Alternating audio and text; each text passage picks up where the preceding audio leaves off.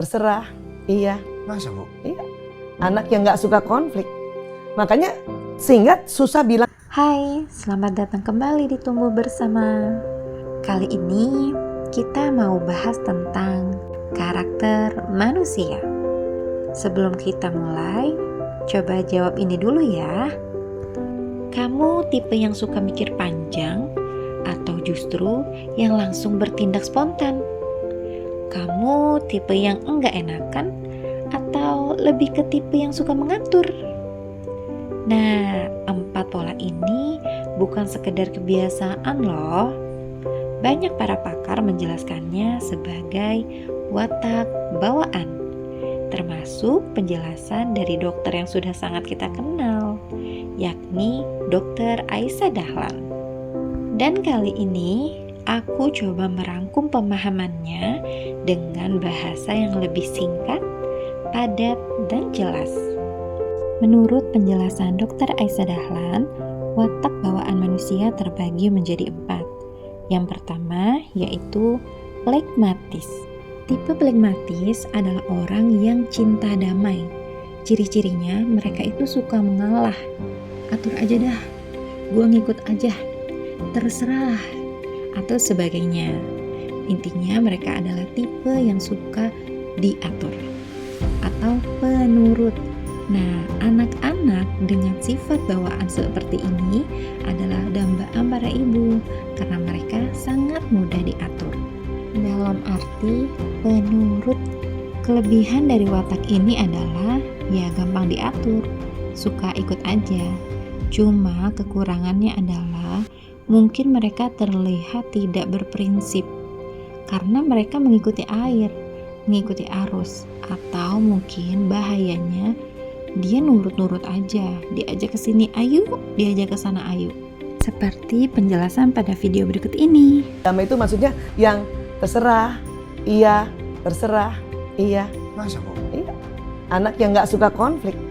Makanya sehingga susah bilang tidak.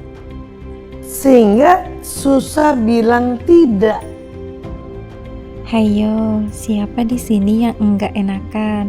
Mungkin kamu flegmatis? Kita lanjut ya.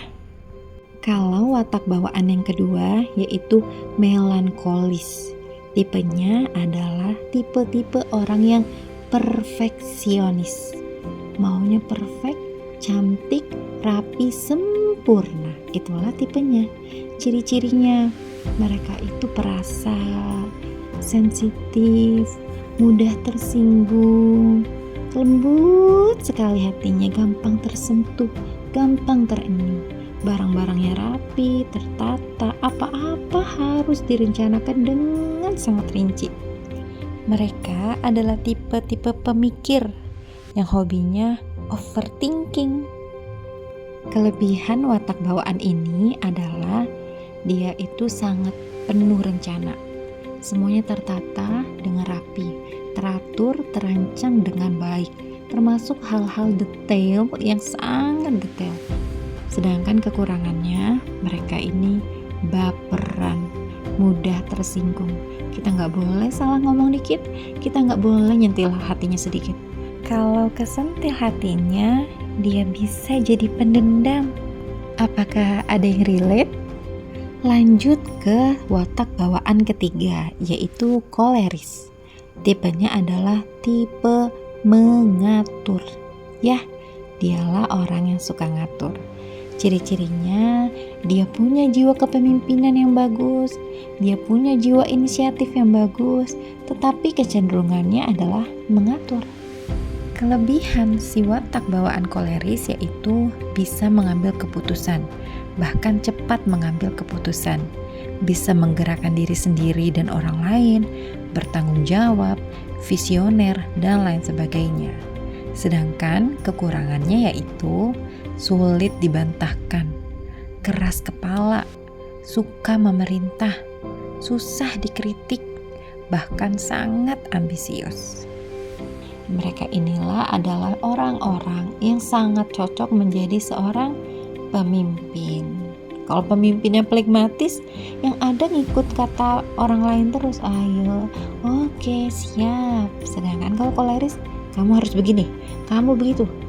Dia sangat tegas. Contohnya seperti video ini. Sampai kapanpun gini dikasih jawaban begini nggak akan kelar. Menurut saya, jawab secara jujur. Kalau memang terjadi pengurangan jumlah hutan yang berdampak pada gitu loh, curah hujan yang bisa tidak tertampung lagi oleh kawasan hutan, airnya cepat mengalir ke daerah yang lebih rendah, berapa kawasan yang mengalami penurunan?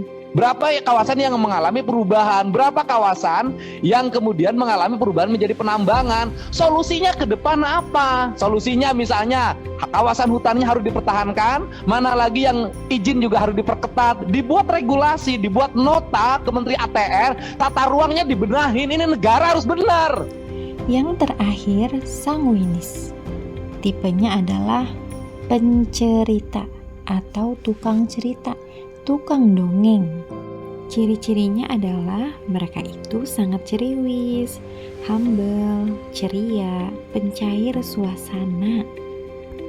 Kelebihan dari watak bawaan ini adalah mereka pandai storytelling. Kalau bercerita tuh asik banget ngedengerinnya, beruntun, menarik, dan bikin kita nggak bosen. Humble, gampang akrab sama orang, pencair suasana, atau yang cocok disebut sebagai nggak ada lu, nggak rame. Sedangkan kekurangannya yaitu mungkin mereka terkesan cerewet, nggak bisa direm tuh mulutnya. Mereka itu pandai bersilat lidah, bisa aja ngejawabnya. Mungkin kalau di anak kecil mereka itu pandai berdongeng, kayak imajinasinya luar biasa banget. Ini ngarangnya tuh pinter banget. Itu watak bawaan ya. Terus juga kalau di ibu-ibu atau orang yang pada suka gosip mungkin terkesan melebih-lebihkan cerita. Jadi dari mulut ke mulut itu ceritanya bertambah. Nah, bisa jadi itu wataknya sanguinis tuh. Nah, sampai di sini kira-kira kita masuk ke dalam watak bawaan yang mana ya? Dan jangan lupa, kelebihan dan kekurangan itu wajar, tetapi bagaimana caranya kelebihan lebih ditonjolkan dan kelemahan lebih diturunkan.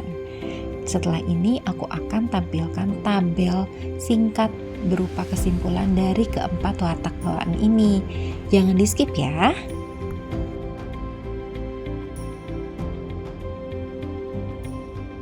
Nah, setelah kita mempelajari watak bawaan manusia ini, selanjutnya kita juga perlu tahu kenapa ya kita perlu mempelajari watak bawaan, dan juga apa pentingnya kita tahu watak bawaan ini bagi kehidupan kita sehari-hari.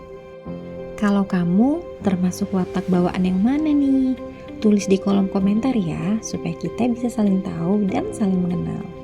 Terima kasih sudah mendengarkan, semoga ini bermanfaat, dan jangan lupa tonton video-video selanjutnya ya.